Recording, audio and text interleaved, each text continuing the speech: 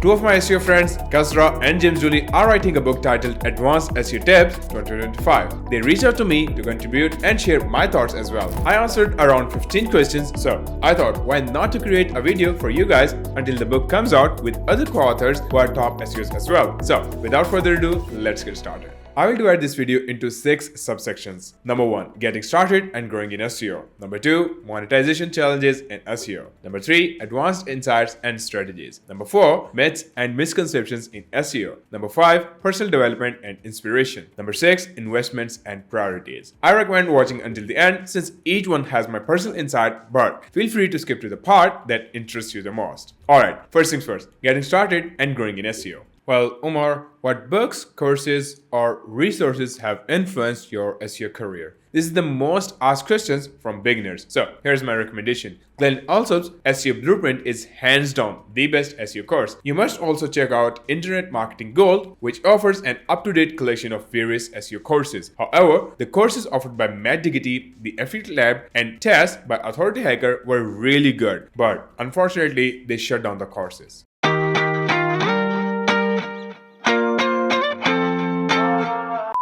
I don't read SEO books, but here are some that will really uplift your personal development game. The 4-Hour Workweek, Atomic Habits, Getting Things Done, and Deep Work. For finances, The Psychology of Money is a really good one. If you want to learn the key marketing concepts, read Russell's Seekers book, .com Seekers, Expert Seekers, and Traffic Seekers. What's the best advice you can offer someone starting SEO in 2025?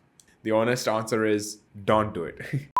Number 1, be data-centric. Never, I repeat, never base your decisions on assumptions. It's the last thing you can do. You must have a reason to do anything you do with your website. Don't randomly publish a blog post for the sake of it. You must have a clear goal of what you're doing. Simple tools like Google Search Console can provide so many insights into what's working and what's not. In 2025, being analytical isn't optional, it's inevitable. Number 2, double down on SEO fundamentals. So many SEOs try to complicate things when simplicity keeps winning. Keep it simple: content, links, technical, and UX. This sums up SEO. Number 3, be detail-oriented. The devil is always in the details, especially in SEO. Let it be as small as multiple H1s or analyzing site crawl errors. Paying attention to not-so-visible points ensures nothing slips through the cracks. Alright, Omar, what mindset or habits are essential for succeeding in SEO today?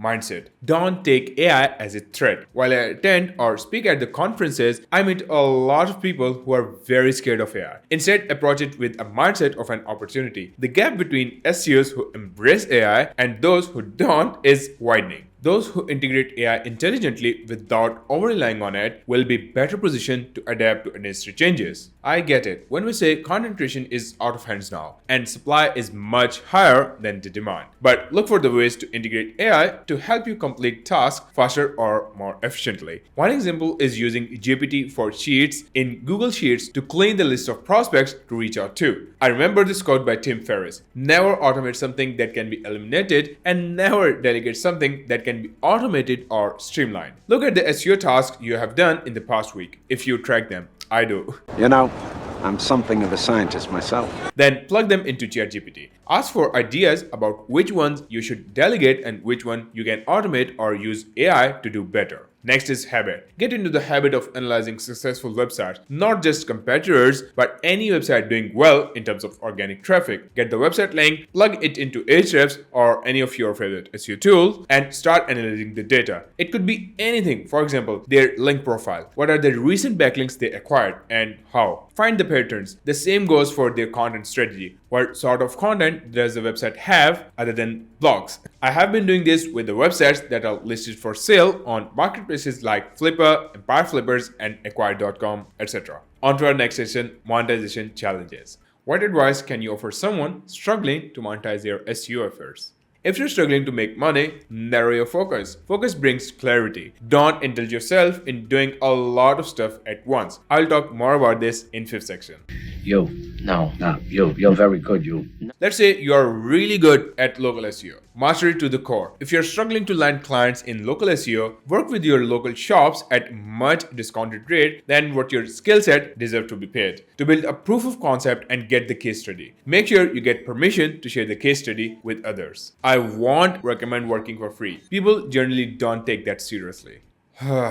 Thank you. And what strategies have you seen work best for turning traffic into profits? Okay, let me ask. You don't really own the SEO traffic, do you? No, we don't. So, look for the ways to get them on your email list using any sort of lead magnet. It works in nearly every niche or type of website. This is the fastest way to sell more and increase your profit margins with the same amount of traffic. Also, since we work with many e-commerce stores, traffic without conversion is wasted potential. We use Hotjar to analyze user behavior and fix friction points in our funnel. Simple tweaks like clear CTAs, improved navigation, highlighting trust signals, and improved position of product recommendations can drastically improve your conversion rates. Another thing that we have done was preferring funnel-driven topics over topic pillars or clusters when researching keywords or devising a content strategy. Try this and you will thank me later. Sure, thank you so much. One more question. What's one piece of advice you would give to your future self about SEO in 2025? So here it is. Instead of creating a website or a store, build a business that spits out cash in the form of profits. Become money-centric with any of your SEO projects instead of emotionally attaching yourself to SEO. Alright, let's get to the third part, advanced insights and strategies. If you had to share one knowledge bomb for SEO in 2025 that most don't talk about, what would it be? Prioritize data ownership over traffic. As I said earlier, we primarily focus on driving traffic to our website but overlook one critical point. You don't own that traffic. Platforms like Google can change algorithms overnight and your traffic can drop drastically. To truly future-proof your SEO strategy, focus on turning that traffic into something you own. Email lists, customer data, or community membership. And what emerging trends or technologies should SEOs pay attention to in the following year? AI-driven search experience is definitely an emerging trend that we should pay attention to. With ChatGPT having its own search engine now, people will slowly adapt to that. Though behavioral change hasn't happened yet, many platforms will integrate AI search functionality. We would need to optimize for conversational queries and featured snippets to gain more visibility. I'll focus on how AI interacts with structured data to ensure the content is pulled into those AI-driven answers. Great, Umar. If you had to predict one major shift in SEO by the end of 2025, what would it be?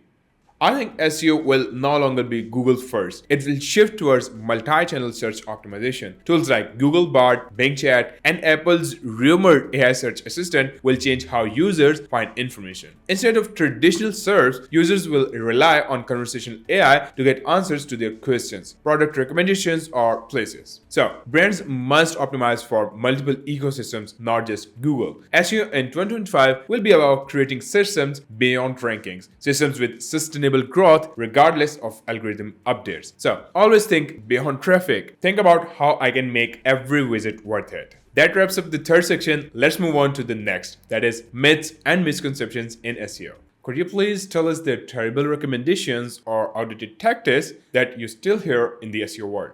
Ranking without links. I still see some SEOs claim that you can rank competitive keywords without building links by just writing great content. While content quality is an important part of your SEO strategy, links are still a foundational ranking signal. You can't ignore them in competitive niches. If you don't believe me, look at the backlinks profile of the biggest players in your niche. Perfect. Now tell me, what is the common SEO myth you would like to debunk for 2025? AI will replace SEOs. We need to understand that AI is a tool, not a decision maker. It can help with tasks like generating ideas, drafting content, or analyzing data, but SEOs still need to steer the ship. Yes, it will hurt Google SEOs, but only the way we as Google SEOs were approaching it before. Brands with multi-channel marketing will keep thriving. I mentioned Google SEOs because there are a lot of other platforms where we can leverage our SEO skills: Amazon, eBay, YouTube, TikTok, and whatnot. Let's get to the fifth section of our video, that is personal development and inspiration. I know this is your favorite part, so tell me, when you feel overwhelmed or unfocused, what practices help you regain clarity? Writing things down on paper is hands down one of the best strategies. I have been following this method since college. Whether it was studies, business, or even my personal life, I take pen and paper and start dumping my thoughts. Physical pen and paper are necessary here because you can't erase the thoughts before they come in, which is one of the biggest drawback of digital notes. To be focused on the task that I'm doing, Pomodoro Timer really helps. There's a free extension named Marinara Pomodoro Assistant in Chrome. I turn the 50-minute timer, get to the work, and take 5-minute short breaks every hour. One strategy that has been helping me reset my thoughts, especially when I have to switch to an entirely new task I was doing before, is looking at a white object for 5 minutes. It could be a white wall or a blank paper sheet. I'm unsure of the psychological reason of this, but it has worked for me. If you want to learn more, I've shared my secrets in my YouTube video titled SEO Productivity System. Go watch it out after this video. What failure or obstacle taught you the most about SEO success? Do you have a favorite one? Well, I failed 3 niche websites before succeeding with the 4th one. Yes, I'm that patient. Sometimes patience is the key to victory. Now, I'm much more focused on e-commerce side of things. If you're thinking, why did those fail? Here's a quick highlight. Site number 1. The product price was very low, ranging from $10 to $50, and the commissions were terrible. Later, it was found that the audience of that niche was fond of watching videos, not reading blogs. So, the lesson here is that audience research should be your priority. It doesn't matter what sort of marketing you're doing, paid, organic, outreach, referrals, whatever. Site number 2. I didn't search the backlink profile of competitors ranking for the key terms in that niche. They were so heavy on backlinks, but we still managed to get some rankings, but not traffic boners. Sorry, Matt. By the way, it's about 6 years ago now. So the lesson here is that always do your research, build 90-day SEO plan, and base your decisions on data. Site number 3. This website was very dear to me. I loved the niche and I enjoyed working on it. I used to work 12 hours a day, writing briefs, designing articles, publishing the content every single day, and building links. The mistake for this website was I was so careful about building links. I checked almost 14 metrics before getting a link. So I ended up getting only 10 links.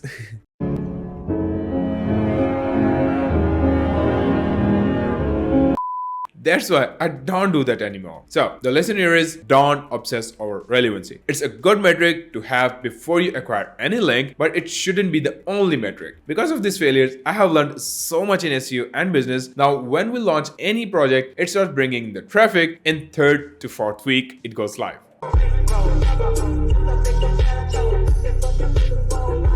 Going solid onto the 6th section, investments and priorities. What's one of the best time investments you have made for your SEO success? I have always wanted to build a system that's low stress, scalable, and profitable at the same time. So the best time investment I have made was creating SOPs and documenting everything in the form of videos, whatever I was doing. This removed the guesswork and made our SEO processes, links, content, etc. much more manageable. Then I hired people to implement that stuff for me step by step. We even have a document with answers to most of the questions people used to ask when anything comes up. So if a new hire has any questions, he can simply search for them in that document. And Omar, how do you decide which SEO tools or strategies to invest in and which to avoid?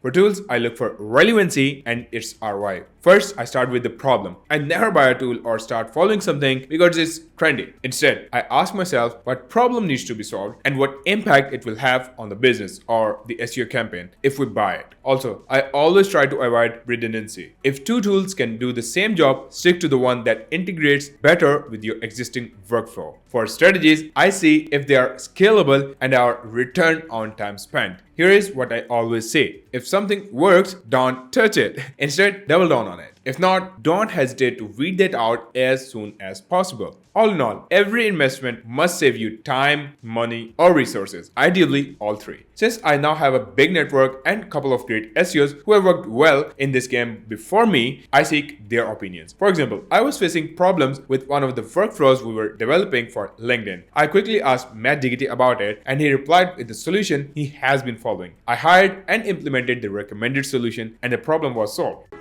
Bingo! Alright, that's it for this video. If you enjoyed it, let me know in the comments as it helps me make more videos like this. Thank you so much for watching. Bye bye.